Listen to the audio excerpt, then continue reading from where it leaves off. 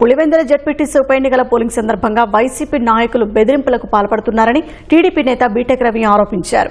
కడప జిల్లా వైసీపీ అధ్యక్షుడు జగన్ మేనమామ రవీంద్రనాథ్ రెడ్డి పోలింగ్ సిబ్బంది, ప్రిసైడింగ్ ఆఫీసర్లు, పోలీసు సిబ్బందిని బెదిరిస్తున్నారని మండిపడ్డారు. తక్షణమే రవీంద్రనాథ్ రెడ్డిపై కేసు నమోదు చేసి చట్టపరమైన చర్యలు తీసుకోవాలని బీటెక్ రవి డిమాండ్ చేశారు.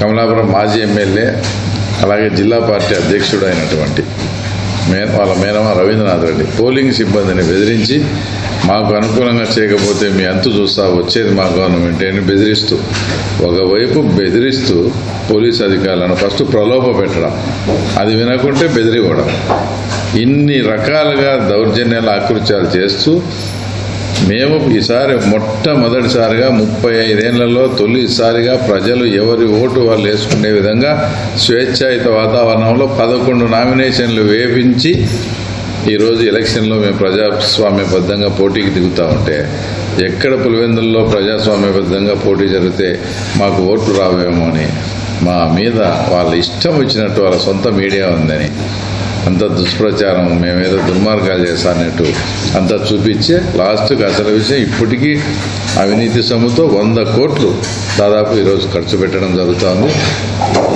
మీరు ఎన్ని ప్రయత్నాలు చేసినా పులివెందుల ప్రజలకు ఇప్పుడు అన్నీ తెలుసుకున్నారు.